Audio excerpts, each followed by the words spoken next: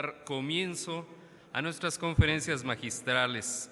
Les solicitamos a los participantes que elaboren sus preguntas en las papeletas y las entreguen a las señoritas edecanes para que nuestros invitados las puedan responder. Le damos la bienvenida a nuestro primer conferencista, el doctor Arturo Barrera, de nacionalidad chilena. Arturo Barrera es ingeniero agrónomo y magíster en Gestión y Políticas Públicas de la Universidad de Chile. Actualmente es gerente de Innovación para la Productividad y Competitividad en el Instituto Interamericano de Cooperación para la Agricultura, ICA, en Costa Rica, e impulsa la gestión de sistemas nacionales de innovación y cooperación regional e internacional para innovación tecnológica y gestión del conocimiento. Él nos va a exponer el tema La nueva revolución agrícola, nuevos paradigmas y los desafíos de la innovación. Por favor, doctor.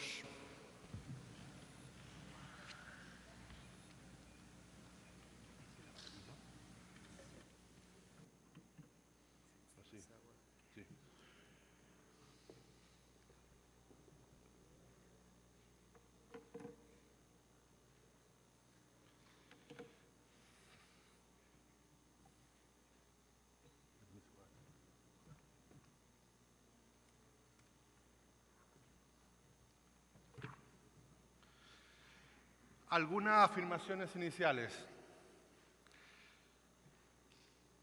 El siglo XXI, en nuestro juicio, se caracteriza por un conjunto de múltiples realidades que buscan nuevos paradigmas.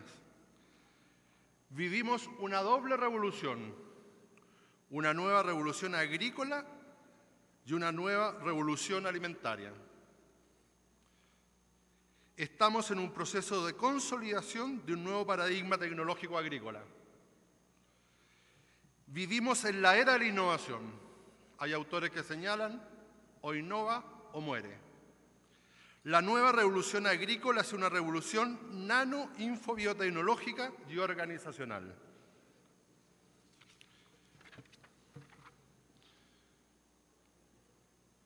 Buenos días, esta es en la agenda que nosotros proponemos para el tema de hoy día. 5 o 6 temas. El primero, enfatizar el cambio de época. Segundo, ¿por qué hablar de una nueva revolución agrícola? El nuevo paradigma tecnológico agrícola. Los desafíos y oportunidades para la innovación agroalimentaria. Alguna reflexión en relación a la relación innovación e investigación y algunas consideraciones finales.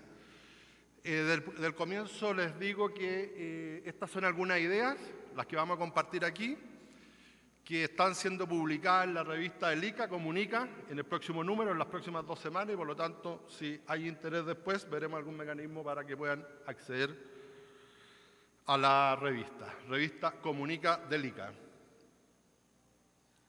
Enfatizando el cambio de época, yo no voy a entrar a analizar esto porque está por múltiples autores, es casi un sentido común decir que vivimos un cambio de época. Solo he puesto ahí 6 o 7 términos que distintos autores ponen para caracterizar esta nueva época que estamos viviendo, el mundo en sus distintos ámbitos y dimensiones: la sociedad del riesgo, la era de la responsabilidad, la sociedad posthumana, la civilización empática, la era de la productividad, modernización tardía, la edad de la hipertecnología. Y uno podría seguir enumerando después de un conjunto de lecturas que uno puede tener y decir, mire, distintos autores hablan y califican el mundo que estamos viviendo, los nuevos tiempos, de distintas formas. Solo para señalar que estamos en un cambio de época. Y ese cambio de época también tiene expresión en el sector. Y esa expresión en el sector, en la agricultura, tiene que ver con aquello que hablaba el director general y que en su discurso mencionó reiteradamente, la nueva revolución agrícola. El mundo vive una nueva revolución agrícola.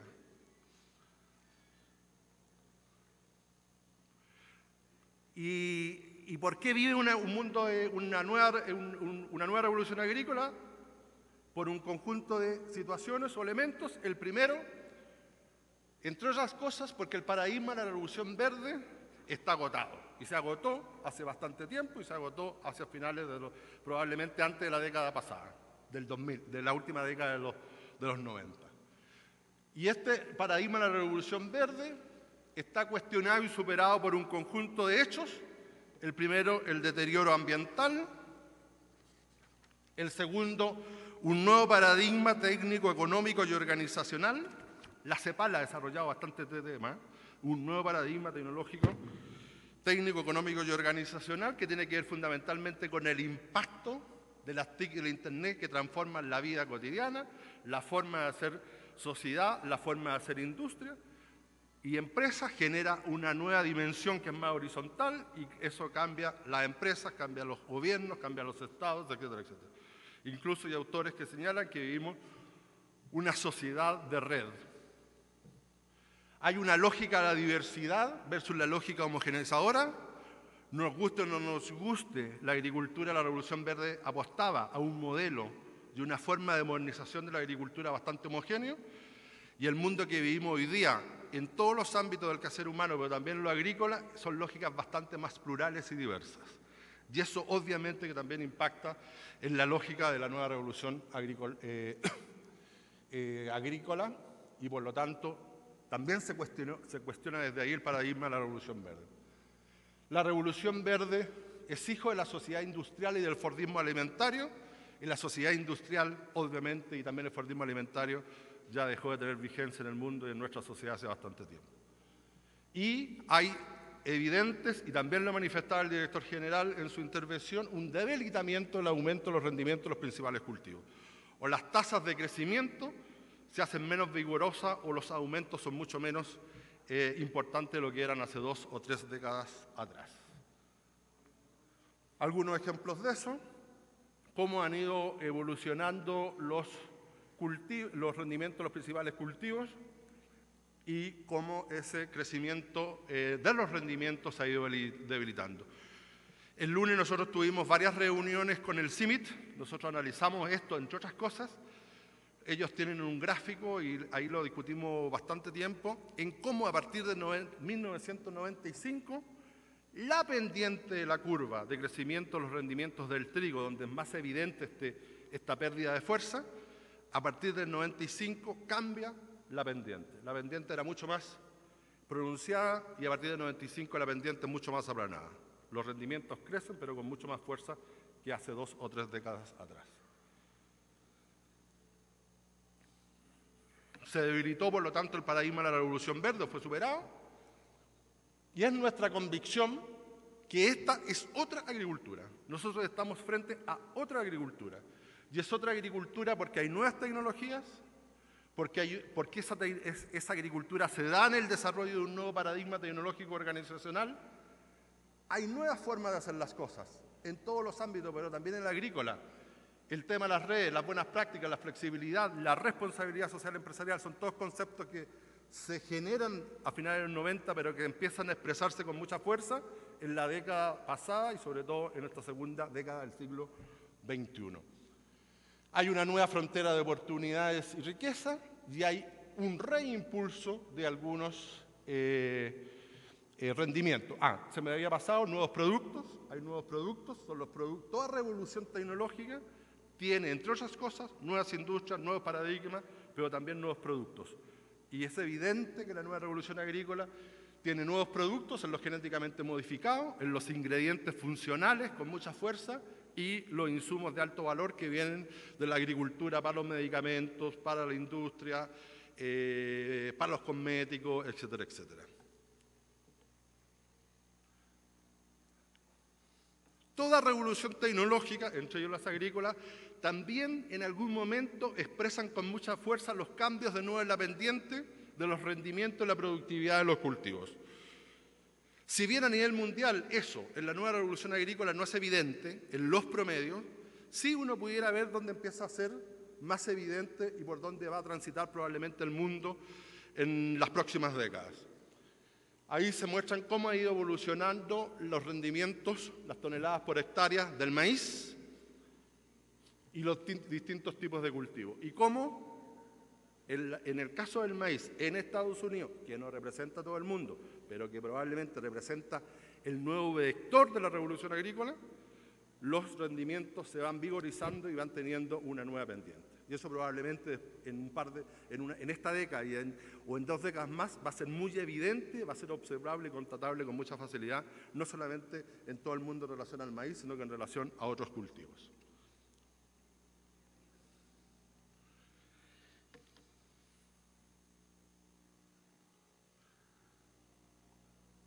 Si la pluralidad y diversidad de los distintos tipos de agricultura, transgénica, orgánica, en base a las buenas prácticas, convencional, es uno de los rasgos característicos de la nueva revolución agrícola, hay otro rasgo que a mi juicio es muy notable y probablemente las características y los rasgos más esenciales de la nueva revolución agrícola.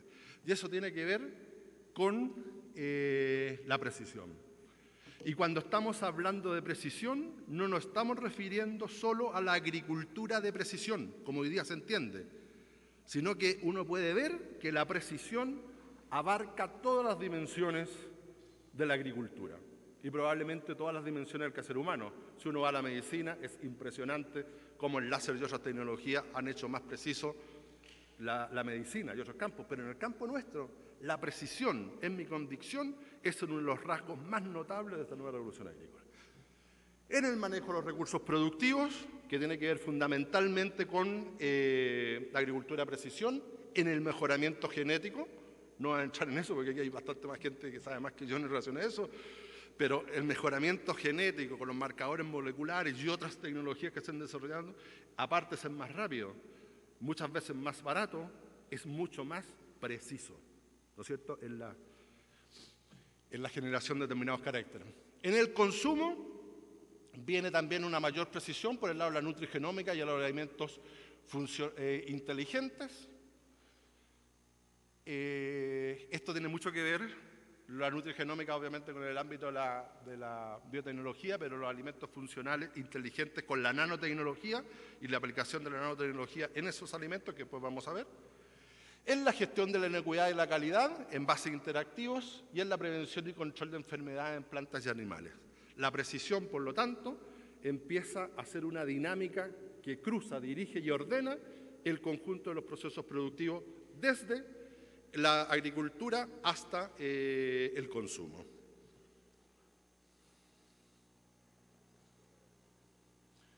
Entonces, una de las afirmaciones que nosotros hacemos a partir de este análisis y otro que ustedes podrán, vuelvo a decir, en el artículo que estamos publicando en la revista del ICA, hay instituciones que han dicho que esta es una revolución biotecnológica, es cierto, pero nosotros sostenemos que es biotecnológica, pero es más que biotecnológica, es digital, pero es más que digital, es nanotecnológica o está siendo nanotecnológica, pero es más que nanotecnología. Es de modelos de negocio, pero más que eso, hay una gran revolución en los modelos de negocio, cómo se hace agricultura, cómo se estructuran los distintos eslabones de la cadena, cómo las cadenas se gobiernan, etcétera, etcétera. Entonces, a partir de todos estos cambios que vimos, nosotros sostenemos que esta es una revolución, como lo decía el director general en su discurso, que es organizacional, una nueva forma de hacer las cosas, de la gestión del conocimiento, cómo el conocimiento empieza a tener más centralidad y se organizan las empresas, los sistemas nacionales, los países, las cadenas agroalimentarias, y también tiene que ver con las convergencias tecnológicas, vale decir, cómo las distintas tecnologías van convergiendo en serio.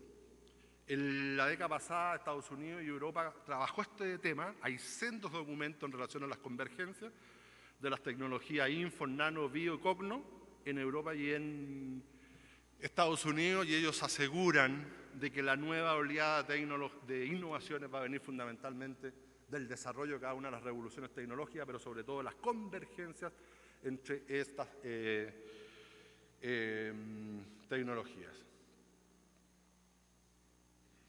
El nuevo paradigma tecnológico se sustenta la nueva revolución agrícola, el nuevo paradigma tecnológico, y el núcleo central de este nuevo paradigma y de esta revolución agrícola tecnológica tiene que ver con producir más y mejores alimentos y productos no alimentarios.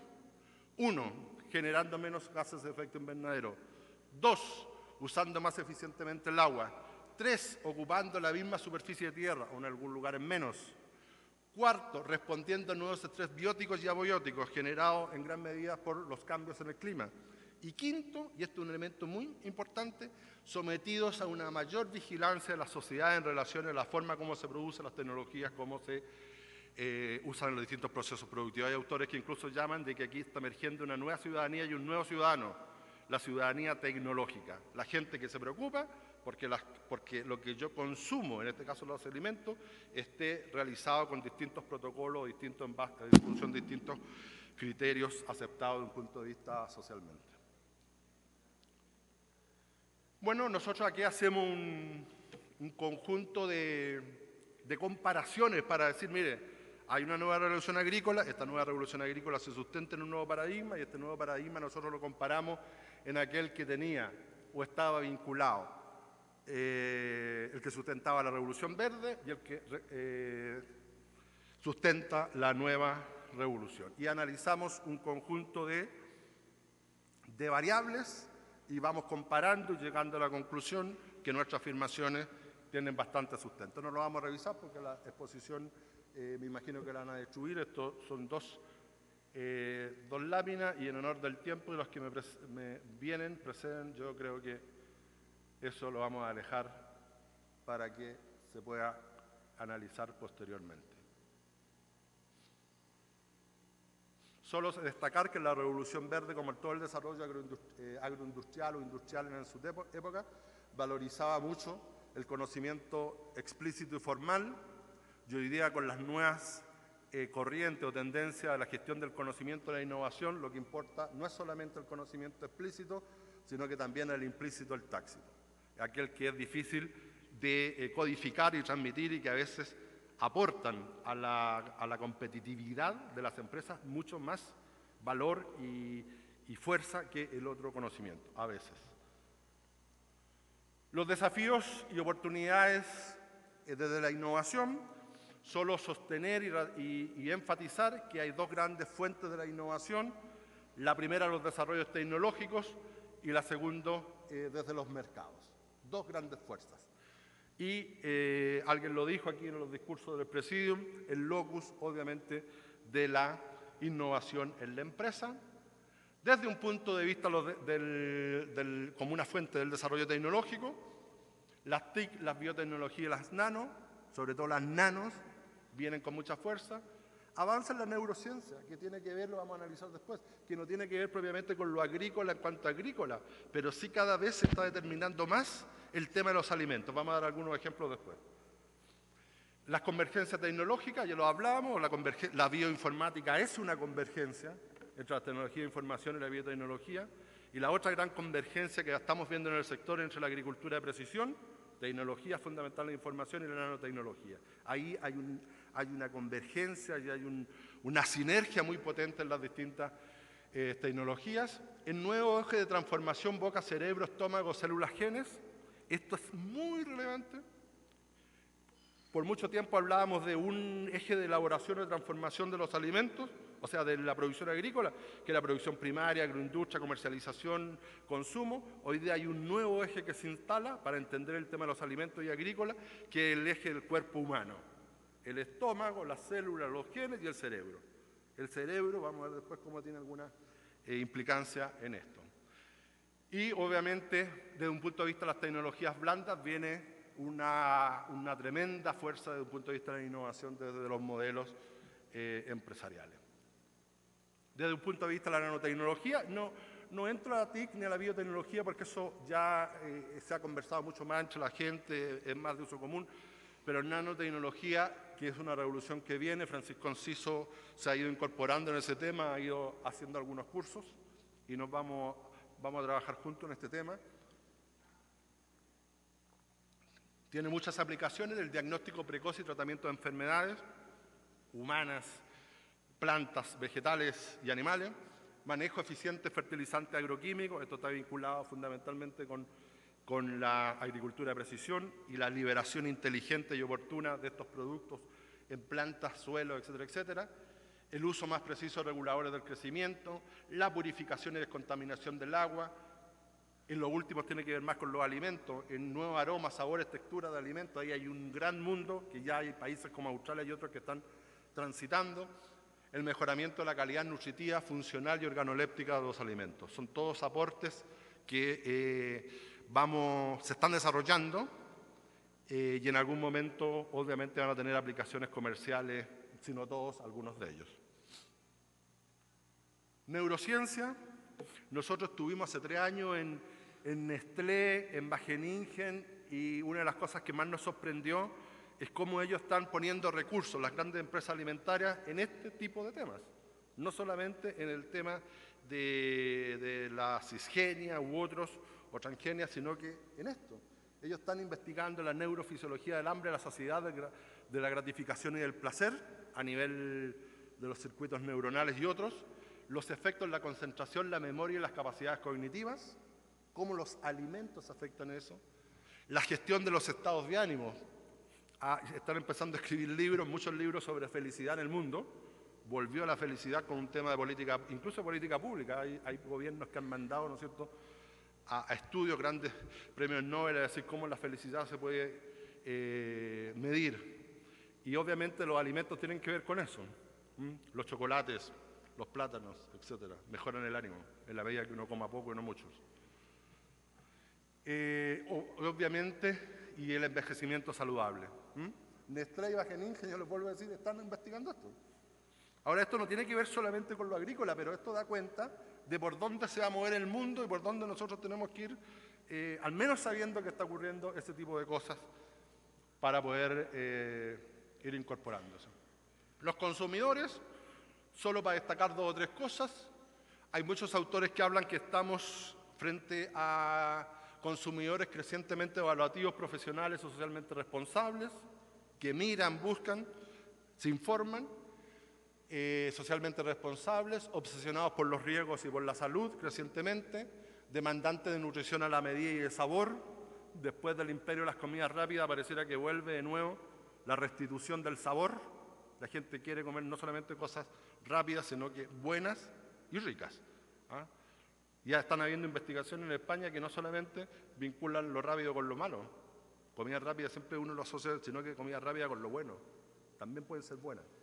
Todavía no las comemos, pero conceptualmente va para allá. Los consumidores cada vez son coleccionistas de experiencias, van y consumen comidas exóticas, porque en definitiva quieren tener una experiencia.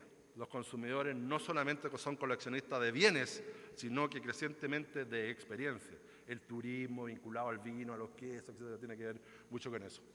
Buscan en los alimentos una multiplicidad de cosas, y no solamente nutrición, sino que nutrición, satisfacción, belleza, vitalidad, identidad. También se buscan identidades. Y, a pesar de todo lo anterior, los consumidores de hoy día son fragmentados. Son capaces de ir a la casa de su mamá para que les prepare lo que comían cuando chicos, porque eso da confort, pero también son capaces de ir a un restaurante exótico para poder comer comida que les depara cierta experiencia y por lo tanto es una combinación de las 2 cosas.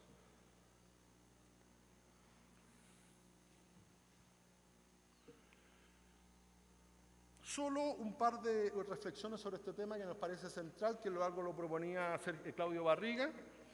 Estas reflexiones que vienen ahora es como un grito a la reivindicación de la investigación.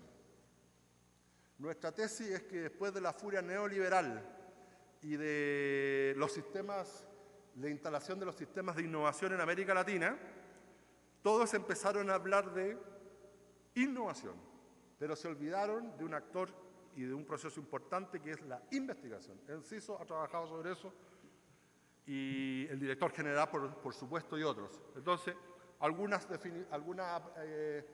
afirmaciones y con esto terminamos. 1, la innovación supone un conjunto de actores e interacciones, eso parte de la definición, no me voy a detener.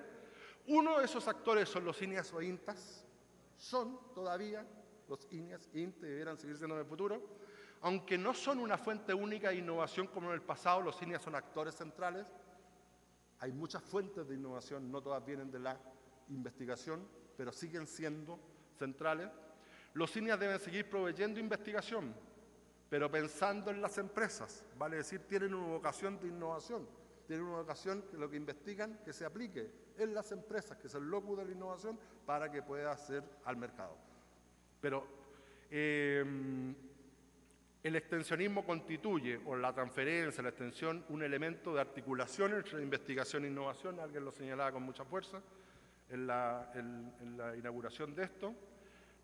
La investigación y la innovación son procesos distintos, de distinta naturaleza. Alguien también lo dijo, son cosas distintas. Confundirlo, yo creo, es mi propia convicción, y este es parte de un debate que hay que hacerlo, es un error. Hay muchos INIAS que se están transformando en institutos nacionales de innovación agrícola, pero nos dicen qué es distinto de eso en relación a antes. Yo creo que es un mal negocio para la investigación, no es bueno para los países, no es bueno para los sistemas agroalimentarios y para el desarrollo de nuestros sectores confundir los dos términos. Son dos complementarios. El desarrollo de los sistemas nacionales no puede ser a costa del desperfilamiento de la investigación o de los INIA, cosa que pasó en parte de los 90 y en parte de los 2000. Estos son todos temas debatibles.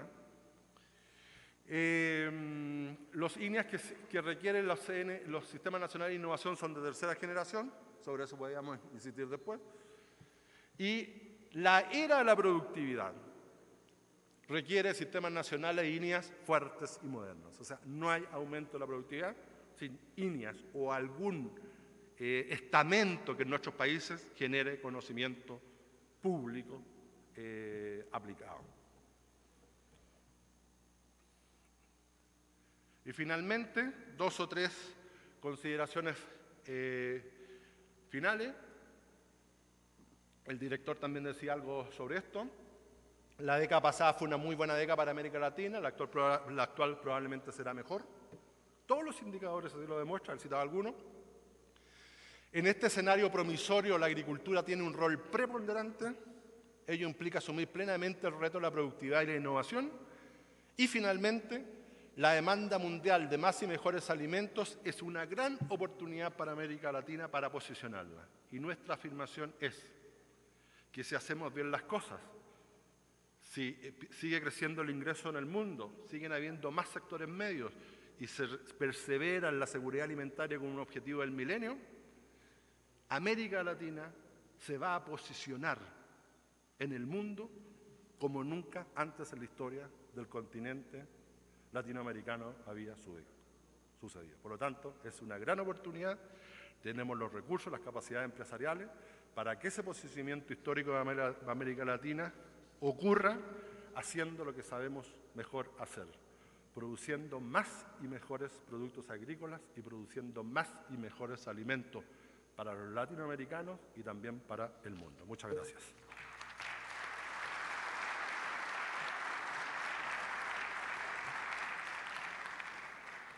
Agradecemos al maestro Barrera por su excelente exposición. Si surgen dudas a lo largo de las conferencias magistrales, quiero invitarles a que levanten su mano para que nuestras edecanes les puedan llevar una papeleta y una vez que hayan terminado de formular su cuestionamiento, su comentario, vuelvan a levantar la mano para que las mismas edecanes recojan la pregunta y se las podamos hacer llegar al final de la siguiente exposición. Muy bien, vamos a continuar y ahora recibimos a nuestro siguiente expositor, el doctor Willem Jansen, quien obtuvo su maestría y doctorado de Economía en la Universidad de Wageningen, Agricultural, en los Países Bajos. Actualmente es especialista principal en agricultura en la División de América Latina y el Caribe del Banco Mundial y trabaja apoyando proyectos para fortalecer la innovación agrícola y desarrollar respuestas al cambio climático en América Latina y otras partes del mundo. El nombre de su conferencia es Evolución hacia sistemas de innovación agraria en América Latina, ¿por qué y cómo? Cedemos la palabra al doctor Jansen. Gracias.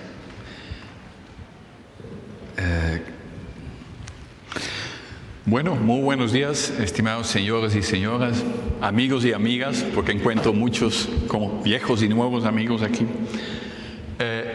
Yo voy a hablar sobre la evolución hacia los sistemas de innovación y quiero enfatizar dos palabras, La primera palabra es evolución, que aquí no estamos empezando en ningún vacío. Todos nuestros países tienen sus sistemas de investigación, de asistencia técnica, de control fitosanitario, y entonces si queremos ser más efectivos en la innovación, no es un asunto de empezar de nuevo, pero de seguir un proceso de evolución desde donde estamos ahora a un nuevo sistema.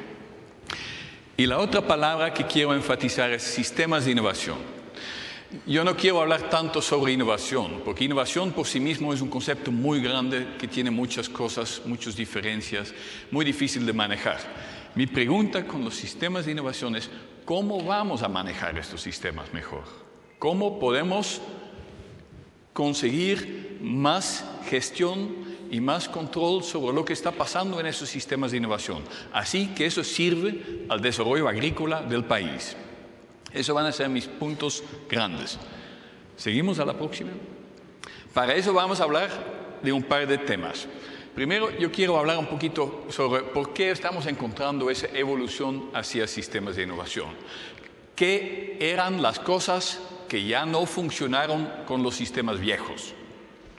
Después, quiero caracterizar un poquito a sistemas de innovación agrícola. Entonces, ¿cómo es que estos sistemas se ven? ¿Quién participan? ¿Qué hacen? ¿Y cómo podemos llegar en nuestros países a estos nuevos sistemas? Después voy a hablar de algunas experiencias personales que yo en mi trabajo estoy teniendo con sistemas de innovación. Y son experiencias bien diferentes, de países diferentes, de situaciones diferentes. Después voy a proponer un par de pasos que se puede utilizar para aumentar la efectividad de los sistemas de innovación en los diferentes países. Después voy a hablar un poquito sobre un proyecto que estamos llevando a cabo en el Banco Mundial, y es que estamos escribiendo una guía para la gestión de sistemas de innovación agraria, que va a dar muchos como instrumentos que pueden como ayudar a cada uno aquí. Y aquí en la audiencia se encuentran varios autores que han estado como participando en ese libro. Y voy a tirar un par de conclusiones. ¿Seguimos? Bueno, el cambio tecnológico, ¿cómo es el modelo histórico? Lo que se pensaba más o menos en los años 50, 60, 70. Bueno, investigación y extensión nacen de una agenda central definida por el gobierno. Los INIAs están a cargo de definir las prioridades, tratan de entender cuáles son los problemas más grandes. Después se implementa la investigación y una vez cuando se tienen resultados, estos son divulgados a los productores a través de los sistemas de extensión. Entonces era un modelito bastante sencillo. ¿Seguimos?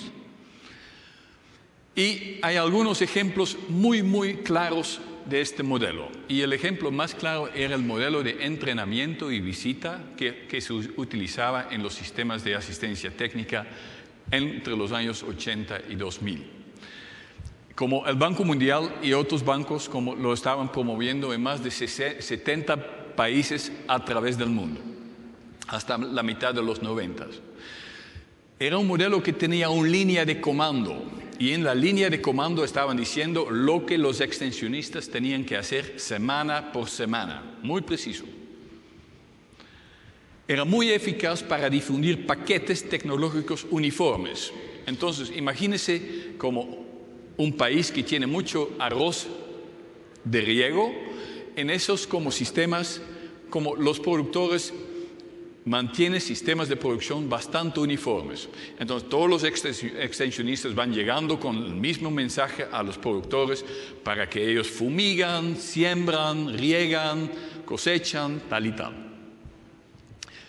En ese modelo, la relación entre extensionistas y productores era muy alto. Uno necesitaba más o menos un extensionista por cada 80 a 100 productores. Y eso hizo que el costo era muy alto también. Además, el modelo era muy público, netamente como dentro del sector público, y el apoyo político fuera del sector público era muy poco. Y por ser un modelo muy costoso, por ser un modelo muy público, por ser un modelo que solamente funcionaba en condiciones específicas, su atractividad cayó mucho en la mitad de los años 90 y en muchos países los sistemas de extensión casi desaparecieron. Este era un modelo muy típico de lo pasado. ¿Seguimos? Entonces, estos modelos tradicionales, lo que se dice es que son lineal y unidireccional. Entonces, el conocimiento viene de la investigación y baja al productor. Está basado sobre una oferta tecnológica, entonces, sobre las cosas que los investigadores pueden como producir, con poca retroalimentación. No es para decir que no había retroalimentación, pero no tenía gran importancia al inicio. Muy basado en el sector público y con énfasis en problemas agronómicos. ¿Cómo puede uno producir más arroz? Los temas de calidad a la cual Arturo se estaba refiriendo, por ejemplo, no tuvieron mucho papel en estos modelos. Pero era un modelo muy adecuado para la Revolución Verde. Una divulgación masiva de nuevas variedades y prácticas culturales asociadas. Y tampoco tenemos que menospreciar este modelo. En los años 70 y 80 creó incrementos en los rendimientos enormes que han resultado en reducciones en los precios agrícolas en todo el mundo, como de más o menos $250 por la tonelada de maíz a 100 entre 1970 y 2000. Seguimos. Perdón, usted tiene la presentación que no era. Pasa a la próxima. Entonces, lo que estamos viendo y la razón por la cual estos modelos están cambiándose no es tanto que algún sabio que estaba repensando el mundo y pensaba que no, las cosas tienen que cambiar. No, básicamente el mundo está cambiando. Y el mundo está cambiando y los sistemas de innovación son una respuesta a ese nuevo mundo. Y en ese cambio hay dos elementos muy centrales. Primero es la generación de conocimiento. Ahora quiero hacer una pregunta. Aquí, ¿quiénes tienen un doctorado? Bueno, veo como 10-15%. ¿Quiénes tienen una maestría? Ya mucho más. ¿Quiénes tienen un primer grado de la universidad? Bueno, como ahora ya hemos tenido a todos. Si uno haría una pregunta como tal hace 30 o 40 años, el número de personas con grado era como menos que la mitad de este momento. Entonces, antes tuvimos una sociedad con un élite de conocimiento, pero ahora tenemos una sociedad de conocimiento. Casi uno va cayendo en la calle sobre las maestrías, como todo el mundo ahora ha estudiado. Entonces tenemos conocimiento en toda la sociedad y no solamente en algunos lugares específicos como las universidades y los institutos de investigación. Segundo gran cambio fue el cambio del papel para almacenar y compartir conocimiento a los medios digitales y el web. Y con eso como los costos de almacenar y de transferir conocimientos se han reducido de forma inmensa. Yo me recuerdo como hace 20 años, yo era el economista del equipo de frijol en CIAT, en Colombia, y yo escribí al año algo como 350 cartas y memorandos. Como cada uno tenía un número, entonces más o menos 350 mensajes estaba enviando por año. En el momento, por lo general, yo estoy escribiendo como entre 20 y 30 mensajes por día. Entonces, llego a 5 a 6 mil al año. Entonces, eso es solamente posible porque estamos trabajando con otras tecnologías que han reducido muchísimo el costo de comunicar. Entonces, cada uno de nosotros ahora comunique y almacene y recibe mucho más información que antes. Y con estos cambios en la forma como procesamos información, investigación ya no es el único método para generar conocimiento. Se consigue mucho conocimiento a través de la búsqueda. Y aquí un pequeño ejemplo. En el año 1943, creo que era, Los Estados Unidos tenían un gran problema en la Segunda Guerra Mundial. Tenían un problema logística. No podrían transportar las tropas hacia Europa. No tenían suficientes barcos. Entonces, ¿qué hicieron para resolver el problema? Encontraron un par de matemáticos y economistas muy capaces y lo encerraron en Camp David. Realmente lo encerraron. Y dijeron a ellos, bueno, señores, vengan ustedes con una solución a este problema. Antes de eso, no les vamos a dejar salir. Y después de unos 4 o 6 meses, no sé precisamente, salieron ellos con el método de programación lineal, que todos aquí posiblemente lo hemos estado utilizando en algún momento. Entonces, ¿qué es lo que se hizo? Se centraron los investigadores en un lugar, los aislaron, los dieron los medios para trabajar y llegaron a una solución. Ahora, si uno tiene un problema como tal, ¿qué es lo que se hace? La Fundación Gates, como la Fundación Bill y Melinda Gates, ahora está haciendo como, digamos, convocatorias en el web. Y ellos están diciendo a todo el mundo, oiga, el que tiene la solución al problema de malaria en tal y tal como región del mundo, envía la solución y nosotros les pagamos $5 millones. Entonces, ya no se trata de aislar a los investigadores, pero se busca y se consulta a través del web. Entonces, la forma en la cual generamos conocimiento es muy diferente. Entonces, de un modelo lineal, estamos trabajando ahora cada vez más en un modelo interactivo. Ese es el primer gran cambio que estamos encontrando. La generación de conocimiento se ha cambiado mucho en los últimos 25 años. ¿Seguimos? Perdón, ahora te pasaste uno. Tienes que volver. No volver uno más. Eso, sí. Los cambios en el contexto agrícola. Entonces, el contexto agrícola también está cambiando. Y sobre eso, como Arturo también ya estaba hablando, las posibilidades del mercado, mucho más que las posibilidades de la producción, definen el desarrollo agrícola. Ahora uno tiene que reconocer que eso no es igual en todos los países, pero por ejemplo países como Chile, Perú y México han visto crecimientos mucho más grandes en productos de alto valor para mercados externos que en los productos de alimentación básica. El libre comercio y la globalización aumentan la competencia efectiva en el mundo. Hay cada vez más conocimiento, información y tecnología proveniendo del sector privado. Y nosotros hicimos un pequeño trabajo sobre eso hace mucho tiempo en Kenia. Y aún en Kenia, que es un país bastante pobre, entre los productores que estaban vendiendo leche a la cooperativa, las mayores fuentes de información que ellos utilizaron para mejorar su producción era el vendedor de insumos y la cooperativa. Entonces eran los canales comerciales de donde